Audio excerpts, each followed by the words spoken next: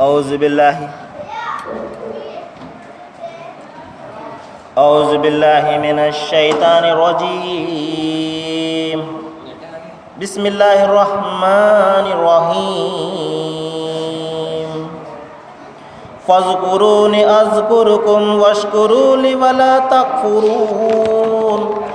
يا أيها الذين آمنوا استعينوا بالصبر والصلاة إن الله مع الصابرين. صدق الله العظيم.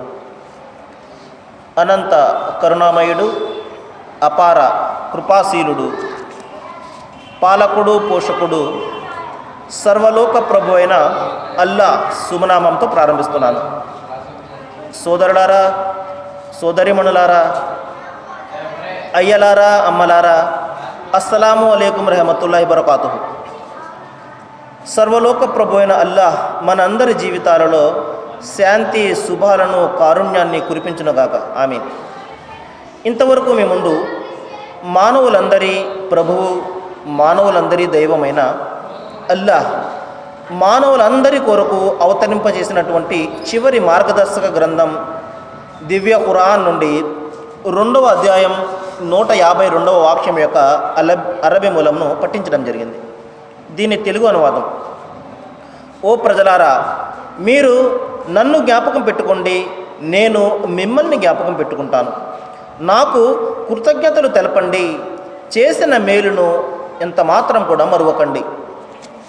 సోదరులారా, ఈ విషయాన్ని గురించి మనము నిన్న కాసేపు మాట్లాడుకొని ఉన్నాము. మరికొన్ని వివరాలు ఈ రోజున చెప్పుకోవడానికి ప్రయత్నం చేద్దాం. దైవం ఇక్కడ సెలవిస్తున్నాడు, మీరు నన్ను జ్ఞాపకం పెట్టుకోండి, నేను మిమ్మల్ని జ్ఞాపకం పెట్టుకుంటాను. మీరు దేవుని ధర్మానికి సహాయం చేయండి, ఆయన మీకు సహాయం చేస్తాడు. ఇన్ తన్సురుల్లాహ్ యన్సురుకుం అని అంతిమ గ్రంథం ఖురాన్లో దైవం చెప్తున్నాడు. మీరు దైవానికి సహాయం చేయండి. ఇక్కడ ఒక ప్రశ్న ఏంటంటే, అదేమిటండి, దైవానికి మనం ఏంటంటే సహాయం చేసేది? ఆయన మరి ఎవరి అవసరత, ఎవరి అక్కర కూడా లేనివాడు కదండి. మానవులు ఆయనకి ఏమిటంటే సహాయం చేస్తారు అనే ఒక ప్రశ్న వస్తుంది. సోదరులారా, ఇక్కడ దైవానికి సహాయం చేయడం అంటే అర్థం ఏమిటంటే ఆయన ధర్మాన్ని అనుసరించడం అని అర్థం. ఆయన ఏదైతే ఆజ్ఞాపించాడో దాని ప్రకారము నడవడం అని అర్థం అన్నమాట. దీనినే ధర్మాన్ని సహాయం చేయడం అని. ఇదే విషయాన్ని మనం పెద్దలు చెప్తుంటారు. మరి ధర్మో రక్షతి రక్షితః, ధర్మాన్ని రక్షించండి అంటే దీని అర్థం ఏమిటంటే మనము దైవం ఇచ్చినటువంటి ఆజ్ఞ మేరకు జీవితం గడపడం, ఇది దైవానికి సహాయం చేయడం అన్నమాట. ఉదాహరణకి చూడండి సోదరులారా, తండ్రి తన కుమారునికి మంచి మాటలు చెప్తుంటాడు. మరి కొన్ని విషయాలు చెప్పి ఇది చెయ్యి, ఇది చేయకూడదు, ఈ విధంగా చేయాలి అని అతనికి నిర్దేశిస్తూ ఉంటాడు. ఒకవేళ కుమారుడు దానిని అనుసరించాడు అనుకోండి, మరి ఎవరికి మేలు కలుగుతుంది? ఆ తండ్రికి ఏమాత్రం కూడా మేలు కలగదు. ఆ బిడ్డే మంచి వ్యక్తిగా మారతాడు. ఇదే విషయాన్ని దైవం ఇక్కడ చెప్తున్నాడు. మీరు దేవుని ధర్మాన్ని మీరు అనుసరించారంటే ఆయనకు ఏమి కూడా మేలు చేసినట్టు కాదు సోదరులారా. మనము దేవునికి ఏ మేలు చేసినట్టు కాదు, ఏ మంచి కూడా మనము చేసినట్టు కాదు. ఆ మంచి అంతా కూడా మనకు మాత్రమే వస్తుంది. మనము మంచిని అనుసరించామనుకోండి, దైవం నిర్దేశించినటువంటి విధులలో మనము మన జీవితాన్ని గడిపామనుకోండి, దానివలన కలిగే ప్రయోజనాలు మనకు మాత్రమే. దైవానికి మనం ఏమి కూడా ప్రయోజనాన్ని చేకూర్చాము. ఈ విషయాన్ని మనం జ్ఞాపకం పెట్టుకోవాలి. చూడండి, ఉదాహరణకు బిడ్డ ఆకలితో ఉన్నాడండి. తల్లి అన్నం పెడుతుంది. ఆ బిడ్డ అన్నం తిన్న తర్వాత ఆకలి ఎవరిదంతా తీరుతుంది? ఆ బిడ్డకే తీరుతుంది. ఆ తల్లికి ఏమాత్రం కూడా ఆకలి తీరదు. కానీ తల్లి ఆ బిడ్డ అన్నం తినాలని ఎంతగానో కోరుతూ ఉంటుంది. ఆకలిగా ఉన్నటువంటి బిడ్డకు అన్నం పెట్టాలి అని చెప్పేసి మరి ఎంతో కోరికతోటి, ఎంతో ఇష్టంతో ఆ బిడ్డకు అన్నం పెడుతుంది. దానివలన ఆమె ఆకలి ఏమైనా తీరుతుందా? ఏమాత్రం తీరదు కదా. ఆ బిడ్డ ఆకలి మాత్రమే తీరుతుంది. అదేవిధంగా దైవము మానవాళిని మంచి మార్గంలో పయనించాలి, మంచి మార్గాన్ని వీరు ఎన్నుకోవాలి, స్వర్గం యొక్క మార్గాన్ని ఎన్నుకోవాలి అని దైవం కోరుతున్నాడు. తద్వారా దైవానికి కలిగే ప్రయోజనం ఏమీ కూడా ఉండదు. అదే విషయాన్ని ఇక్కడ దైవం జ్ఞాపకం చేస్తున్నాడు. దైవము ఎటువంటి ఎవరి అవసరత లేనివాడు, కానీ తన దాసులు అవిశ్వాస మార్గాన్ని అవలంబించడం ఆయన ఎంత మాత్రం కూడా ఇష్టపడడు. ఒకవేళ మీరు మంచి మార్గాన్ని ఎన్నుకుని మంచి వ్యక్తిగా ఉన్నట్లయితే ఆయన మీకోసం ఎంతగానో ఇష్టపడతాడు. ఇదే విషయాన్ని దైవం ఇక్కడ చెప్తున్నాడు సోదరులారా. కాబట్టి మనము దేవునికి సహాయం చేయడం అంటే మనకు మనమే సహాయం చేసుకున్నట్టు. దేవుని ధర్మాన్ని మనం అనుసరించామంటే దానివల్ల కలిగే ప్రయోజనం మనకు మాత్రమే, దైవానికి ఏమాత్రం కూడా ఉండదు సోదరులారా. ఈ విషయాన్ని ఇక్కడ జ్ఞాపకం పెట్టుకోవాలి. మరి చూడండి, మరొక సందర్భంలో దైవం చెప్తున్నాడు, ఖుల్ మా యాబకు బికుం రబ్బి వలౌలా దుఆఅకుం. మీరు మీ ప్రభువును మీరు వేడుకోకపోతే ఆయన మిమ్మల్ని ఎందుకు పట్టించుకుంటాడు? తల్లైనా కూడా అన్నం పెట్టదే అడగకపోతే, ఆకలిగా ఉంది అమ్మ అన్నం పెట్టు అంటేనే తల్లి పెడుతుంది. అదేవిధంగా మనము దైవాన్ని అడగకపోతే, దైవాన్ని మనము మన అవసరాలలో వేడుకోకపోతే ఆయన మనల్ని ఎందుకు పట్టించుకుంటాడు? కాబట్టి సోదరులారా, అవసరాలలో మన యొక్క సమస్యలలో మనము ఆయనను మాత్రమే వేడుకోవాలి. అదే దైవం కోరుతున్నాడు. వల్లాహు యుహిబ్బుల్ ముతవక్కిలీన్. తనను నమ్ముకుని పనిచేసేవారంటే దైవానికి మహాప్రేమ అంటున్నాడు. కాబట్టి వీరు తనను నమ్ముకుని పనిచేస్తారా, లేకపోతే తనలాంటి సాటి మానవుల మీద ఆధారపడతారా? ఇది ప్రధానమైనటువంటి పరీక్ష అన్నమాట మనిషికి. చూడండి, అయితే సోదరులారా, మనము మంచి మార్గంలో వెళ్ళాలంటే ఏం చేయాలి? దైవధర్మాన్ని మనం అనుసరించాలంటే మనము ఇంట్లో కూర్చుని నేను మంచిగా ధర్మాన్ని అనుసరించాలి, మంచి వ్యక్తిగా మారాలి అంటే మన కోరిక తీరిపోతుందా? మనం చేయవలసినటువంటి పని ఏదైనా ఉన్నదా? దైవం చెప్తున్నాడు, ముందు మీరు నేను మంచి మార్గంలో నడవాలి అన్న ఆకాంక్ష, అన్న కోరిక మీలో ఉండాలి. కాబట్టి నేను బాగుండాలి అని మనం కోరుకోకపోతే దైవం మాత్రం ఏం సహాయం చేస్తాడో ఒకసారి ఆలోచించండి. అందుకనే నేను మంచి వ్యక్తిగా ఉండాలి, సమాజంలో మంచి వ్యక్తిగా నేను పేరు పొందాలి, దైవం యొక్క దృష్టిలో నేను ఉండాలి, ఆయన యొక్క అనుగ్రహాన్ని నేను పొందాలి అన్న కోరిక మనసులో ఉన్నట్లయితే, మనిషిలో ఉన్నట్లయితే దైవం అతనికి సహాయం చేస్తాడు. ఇదే విషయాన్ని చెప్తున్నాడు, హాజా సిరాతుర్ రబ్బిక ముస్తఖీం.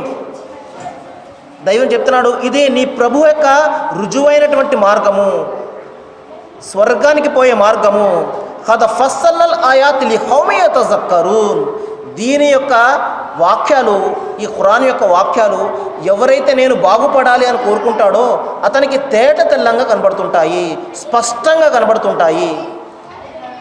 అంతే తప్ప నేను కూర్చోవాలి ఇక్కడే, ఏ కష్టం కూడా నాకు ఉండకూడదు, నేను నా బుద్ధిని నా జ్ఞానాన్ని ఉపయోగించి నేను ఆలోచన చేయకూడదు, కానీ దైవం నాకు స్వర్గాన్ని ఇచ్చేయాలి అంటే ఎలా సాధ్యమవుతుందో ఒకసారి ఆలోచించండి సోదరులారా.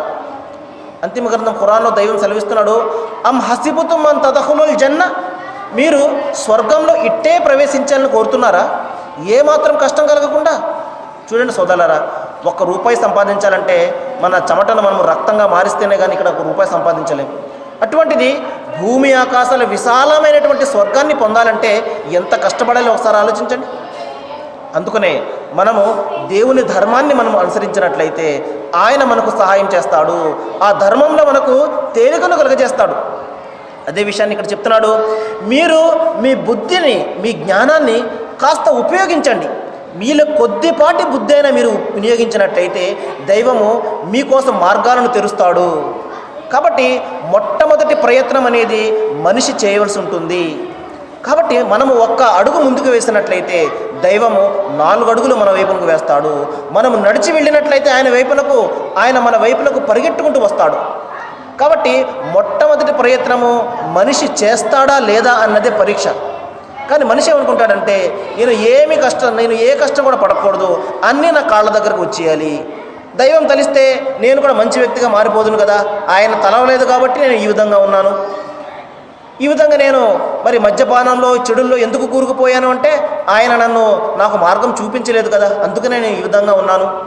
మనిషి ఏం చేస్తుంటాడు, తన తప్పులను దైవం వైపునకు నెట్టుతూ ఉంటాడు. కానీ దైవం ఇక్కడ ఏం చెప్తున్నాడంటే, నీవు బాగుపడాలి అన్న కోరిక ముందు నీలో ఉండాలి, నేను మంచి వ్యక్తిగా మారాలి అన్న కోరిక ముందు నీలో లేకపోతే దైవం ఏం చేస్తాడు? కాబట్టి మన మనసుల్లో నేను మంచి వ్యక్తిగా ఉండాలి, దేవుని ధర్మాన్ని నేను అనుసరించాలి, ఆయన కృపకు పాత్రుని కావాలి, స్వర్గాన్ని పొందాలి అన్న కోరిక ముందు మనసులో ఉండాలి. మన మనిషిలో ఉన్నప్పుడు దైవం మనకు సహాయం చేస్తాడు.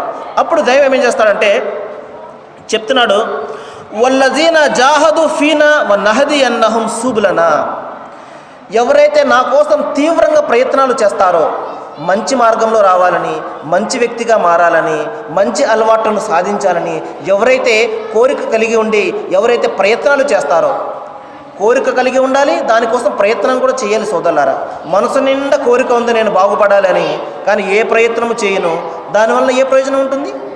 కాబట్టి నేను బాగుపడాలి అన్న కోరిక మనసులో ఉండి దానికి తగ్గ ప్రయత్నాలు చేసినట్లయితే దైవం చెప్తున్నాడు, మరి నేను వారికి మార్గాలను సుగమం చేస్తాను, తేలిక చేస్తాను అని దైవం చెప్తున్నాడు. కాబట్టి సోదరులారా, ముందు మనిషి తన వంతు ప్రయత్నం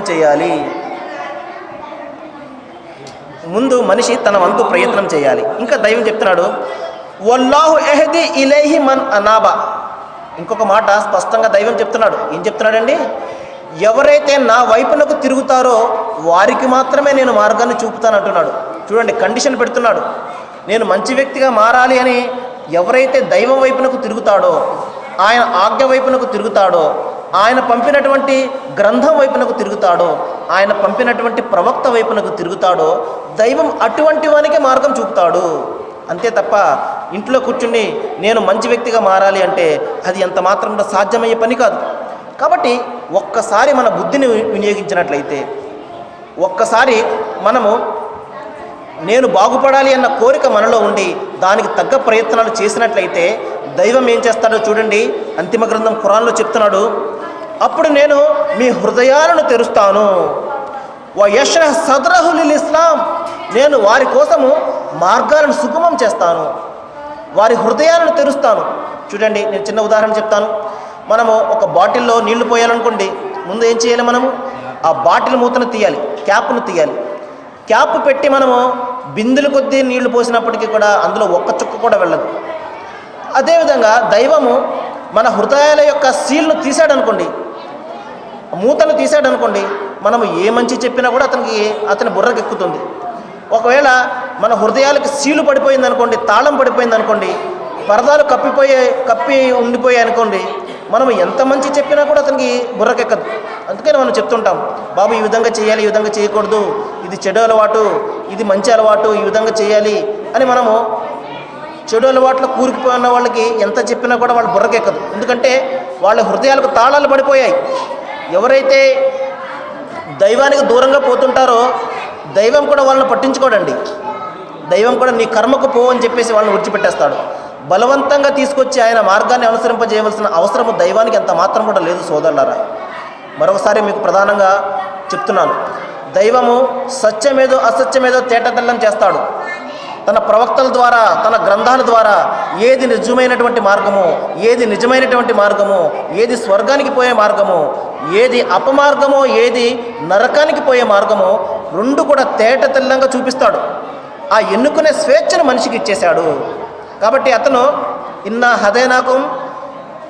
హదైనా అలేకుం ఇమ్మా షాకిరం వ ఇమ్మా కఫూరా, నేను రెండు మార్గాలను చూపించాను, అయితే నువ్వు దాన్ని స్వీకరించేవాడైనా కావచ్చు, తిరస్కరించేవాడైనా కావచ్చు. అంతే తప్ప బలవంతంగా దైవము మనిషిని మంచి మార్గంలోనే తీసుకురావడము, స్వర్గానికి పోయే మార్గంలో తీసుకురావడము దైవం ఎంత మాత్రం కూడా చేయడు సోదరులారా.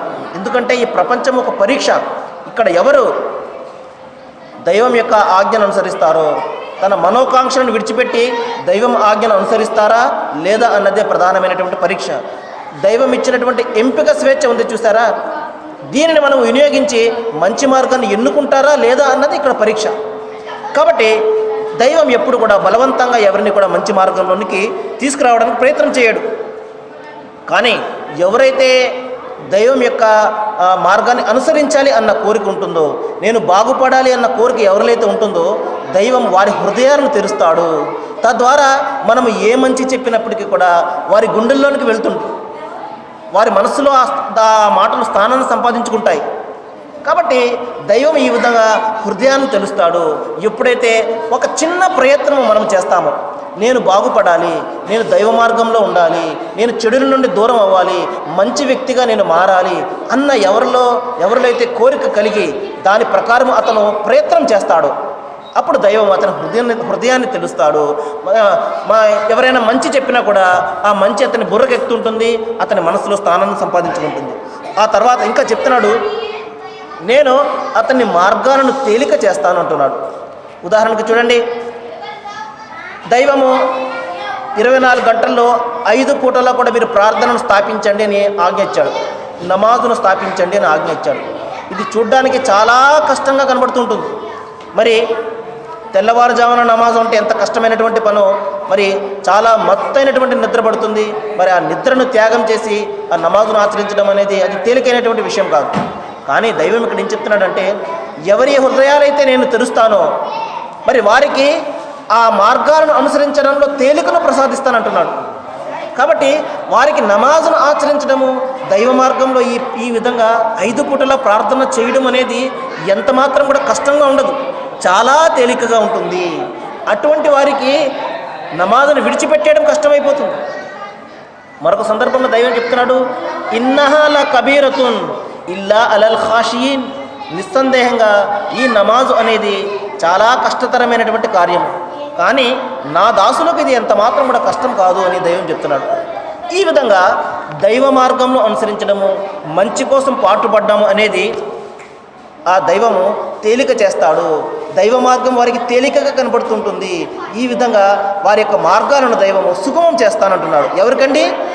ఎవరికైతే మనసులో నేను బాగుపడాలి, దేవుని యొక్క మార్గాన్ని అనుసరించాలి, ధర్మాన్ని అనుసరించాలి, న్యాయాన్ని ప్రేమించాలి, మంచి వ్యక్తిగా మారాలి అని ఎవరిలో అయితే కోరిక ఉండి దానికోసం ప్రయత్నం చేస్తాడో అటువంటి వారికి దైవం ఇచ్చే ఈ యొక్క అనుగ్రహాలు చూడండి. ఇంకా దైవం చెప్తున్నాడు, అంతేకాదు సుమా, మీ పాపాలను పుణ్యాలుగా నేను మార్చేస్తానంటున్నాడు. ఉలాయిక యుబద్దిలుల్లాహు సయ్యిఆతిహిం హసన. మీ పాపాలన్నింటినీ కూడా నేను పుణ్యాలుగా మార్చేస్తాను అంటున్నాడు. చూడండి ఎంత అద్భుతమైనటువంటి శుభవార్తను దైవం ఇక్కడ ఇస్తున్నాడు. ఏం చెప్తున్నాడంటే సోదరులారా, మనిషి అనేక రకాల చెడులు చేస్తుంటాడు, పాపాలు చేస్తుంటాడు, తప్పులు చేస్తుంటాడు, పొరపాట్లు చేస్తుంటాడు.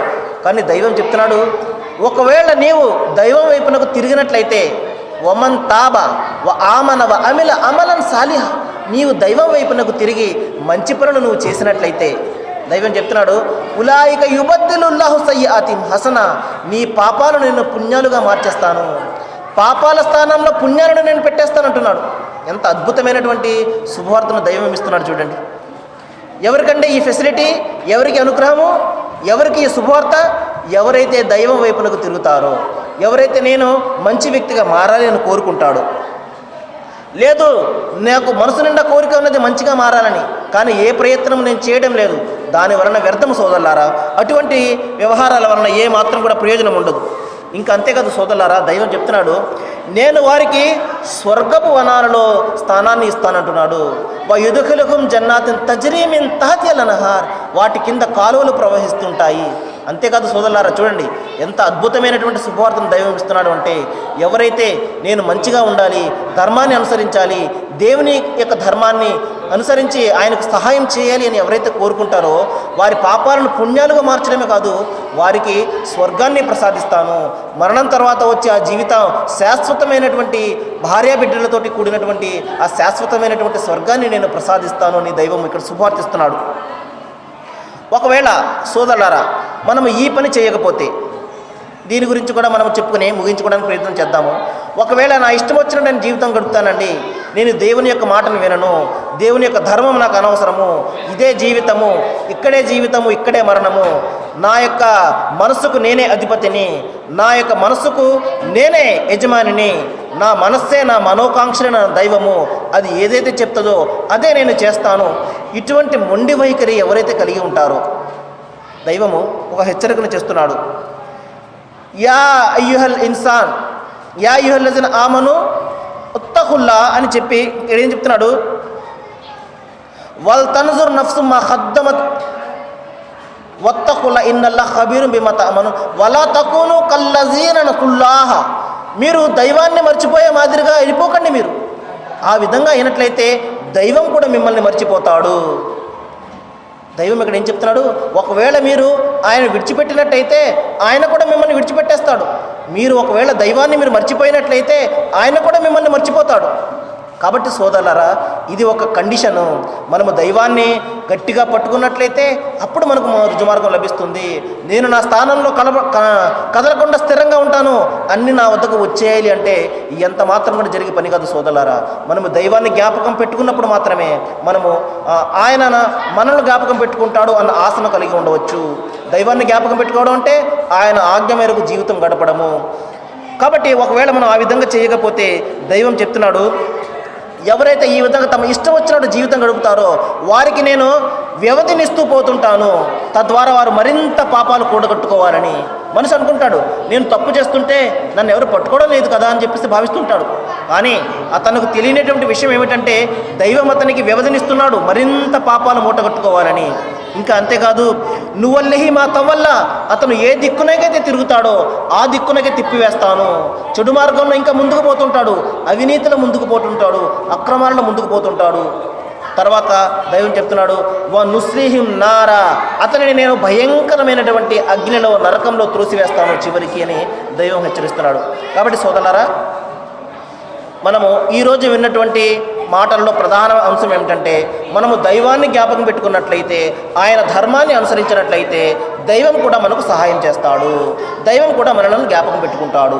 ఇది ఈ విషయం మనం ఈ రోజున మనం నేర్చుకున్నాము. సోదరులారా, ఈ రోజున శుక్రవారము మరి సిసిసి ఛానల్లో 9 నుండి 9:30 గంటల వరకు కూడా మరి ఖురాన్ సందేశం అనే ఒక కార్యక్రమం వస్తుంది. మీరందరూ కూడా దాన్ని వీక్షించండి. మరి ఏదైనా సందేహాలు ఉంటే పక్కన ఫోన్ నెంబర్ ఉంటుంది, దానికి ఫోన్ చేసి మీరు సందేహాలు తీర్చుకోండి. నేను దైవాన్ని ప్రార్థిస్తున్నాను, ఏ విషయాలు అయితే ఇక్కడ మనము మాట్లాడుకుంటున్నామో దైవ గ్రంథంలో ఉన్నటువంటి విషయాలు, వీటి పట్ల మనం ఇంకా బాగా ఆలోచన చేయాలని, ఆచరణ చేయాలని, దైవం మనకు అందరికీ కూడా జ్ఞానాన్ని ప్రసాదించాలని నేను వేడుకుంటూ ముగిస్తున్నాను. వాకిలు దవానా అనిల్ హమ్దులిల్లాహి రబ్బిల్ ఆలమీన్. అస్సలాము అలైకుం.